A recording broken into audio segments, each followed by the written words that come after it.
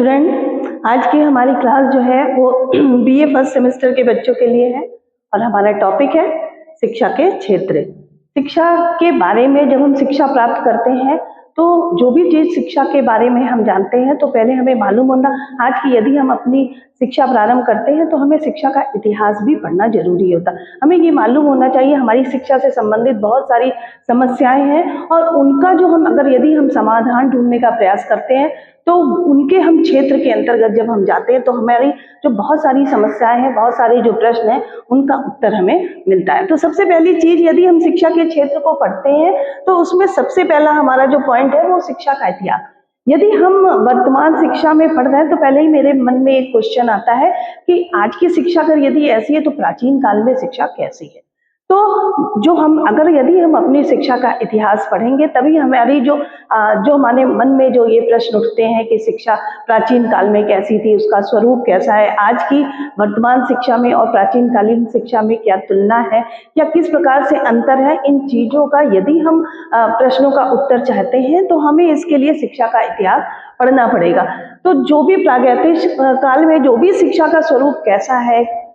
उस समय की प्राचीन कालीन हमारी शिक्षा कैसी थी, उसका स्वरूप कैसे था, कैसे हम कहाँ पे ये शिक्षा प्राप्त करते थे, ऐसे बहुत सारे जो प्रश्न है कि जिनका उत्तर हमें चाहिए या उनकी समस्याओं का समाधान हमें चाहिए। यदि हम आज की वर्तमान शिक्षा के साथ उसकी तुलना करना है तो हमें पहले अपने इतिहास को पढ़ना आवश्यक है। तो जो भी चीजें हम आज के यदि तुलनात्मक अध्ययन करना चाहते हैं तो हमें शिक्षा के इतिहास के बारे में मालूम होना चाहिए कि जो हमारी शिक्षा है वो कैसी थी, पहले की कैसी शिक्षा थी और आज हम अपने वर्तमान समय में कैसी शिक्षा प्राप्त कर रहे हैं। दूसरी चीज है हमारा शिक्षा दर्शन। दर्शन जो है वो शिक्षा, कहते हैं ना कि दर्शन और जो शिक्षा है वो एक ही सिक्के के दो पहलू है, तो दोनों का ही ज्ञान हमारे लिए आवश्यक है। दर्शन में हम शिक्षा के स्वरूप, शिक्षा कैसी होनी चाहिए, किस प्रकार से उसका प्रकार होना चाहिए, दर्शन और शिक्षा में क्या संबंध होना चाहिए, ये सभी चीजें हम तभी प्राप्त कर पाते हैं या जान पाते हैं जब हमें शिक्षा दर्शन का ज्ञान होता है। कि दर्शन जो है हमारे विचार होते हैं, हमारे शिक्षा के संबंधित बहुत सारे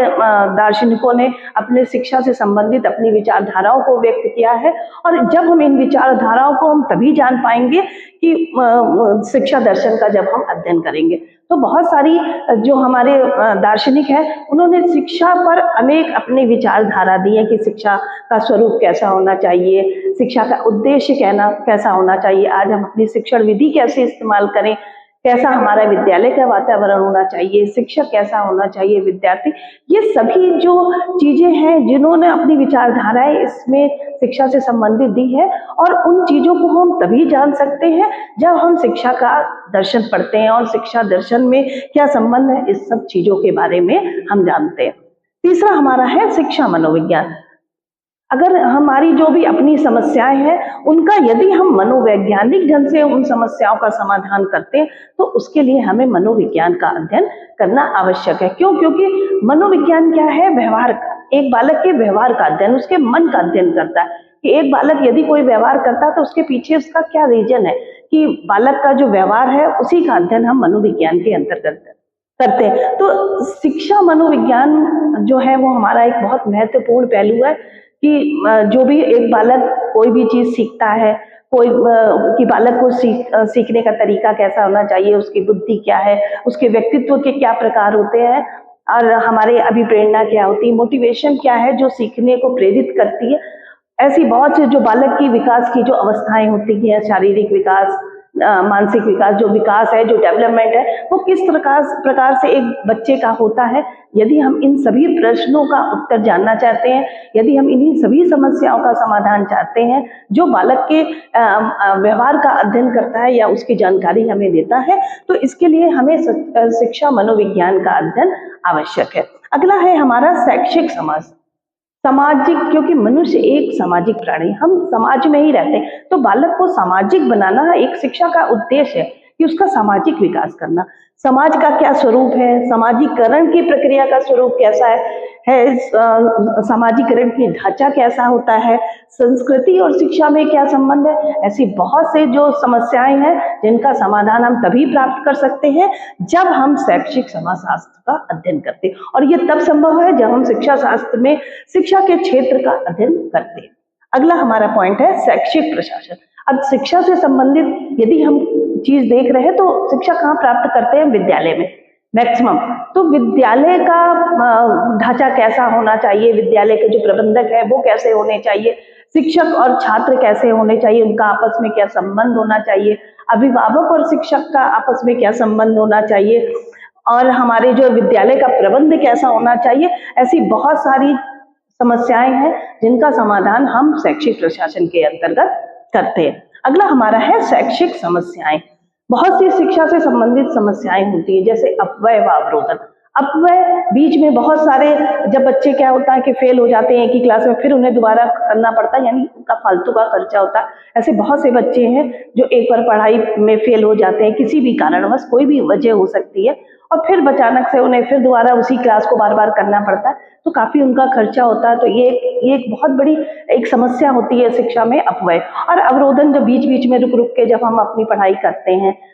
तो भी हमारा किसी भी कारणवश हमने पढ़ाई अभी छोड़ दी, फिर हमने बाद में आगे करी, तो भी जो है हमारा अपव्यय व अवरोधन जो है वो एक शिक्षा का एक बहुत सारी समस्या होती है। इसका भी ज्ञान जो है वो हमें शिक्षा, जब हम शिक्षा के क्षेत्र को पढ़ते हैं तब हमें इस प्रश्नों का उत्तर मिलता है। और शिक्षा का माध्यम कैसे होना चाहिए, क्या शिक्षा पर राज्य का नियंत्रण होना चाहिए या नहीं होना चाहिए, ऐसे बहुत सारी समस्याएं हैं जिनका समाधान हम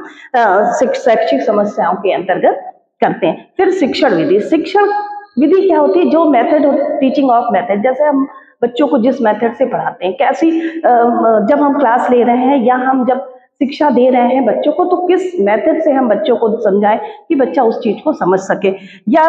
विषय का जो स्वरूप है वो कैसा होना चाहिए, शिक्षण कौन सी शिक्षण विधि का हमें कहाँ पर प्रयोग करना चाहिए। इनसे बहुत सारी समस्याएं होती हैं जिनका भी प्रश्न, जो इन प्रश्नों का उत्तर भी हम जो है वो शिक्षण विधियों में, यानी शिक्षा के जो क्षेत्र रहते हैं, जब हम शिक्षण विधि को पढ़ते हैं, हमारी ये समस्याएं जो होती हैं कि जब हम एक छात्र को या एक बालक को हम शिक्षा दे रहे हैं तो हमें किस प्रकार के शिक्षण विधि का प्रयोग करना चाहिए, कहाँ पर कौन सी शिक्षण विधि प्रयोग होनी चाहिए, विषय का स्वरूप कैसा होना चाहिए, इन सभी प्रश्नों का समाधान हमें इस शिक्षा के क्षेत्र के अंतर्गत प्राप्त होता है। अगला हमारा है तुलनात्मक शिक्षा। तुलनात्मक शिक्षा, आज की हमारी भारतीय शिक्षा और विदेशों की जो शिक्षा है उसमें क्या तुलना है, कैसा वहाँ का प्रशासन है, कैसे वहाँ का ढांचा है, वहाँ के शिक्षक कैसे करते हैं, क्या हमारी शिक्षण नीति है, क्या शिक्षण विधियों का हम प्रयोग करते हैं। तो बहुत सी समस्याएं हैं, बहुत से प्रश्न हैं जिनका उत्तर हम, यदि हम तुलनात्मक शिक्षा को पढ़ते हैं तो हमारी ऐसी बहुत सारी समस्याएं हैं जो समाधान हमारे, क्योंकि जब हम पढ़ते हैं ना तो हमें ये शिक्षा प्राप्त करते समय मेरे दिमाग में ये प्रश्न आता है कि हमारी भारत की शिक्षा में ऐसी हमारी जो शिक्षा नीति बनाई गई है, क्या हमारे और जो अन्य देश है क्या उनमें भी ऐसी ही शिक्षा नीति बनाई गई। तो जब हम इन चीजों का तुलनात्मक अध्ययन करते हैं तो हमारी ऐसी बहुत सारी समस्याएं हैं जिनका हल हमें मिलता है। तो ये जो पॉइंट्स थे हमारे शिक्षा के क्षेत्र थे, जिसको जब हम शिक्षा प्राप्त करते हैं तो इन क्षेत्र का अध्ययन हमारे लिए आवश्यक होता है, क्योंकि ऐसी बहुत सारे प्रश्न मेरे मन में उठते हैं जिनकी समस्याओं का समाधान जब हम शिक्षा के क्षेत्र को पढ़ते हैं तो हमारी समस्याओं का समाधान मिलता है। धन्यवाद।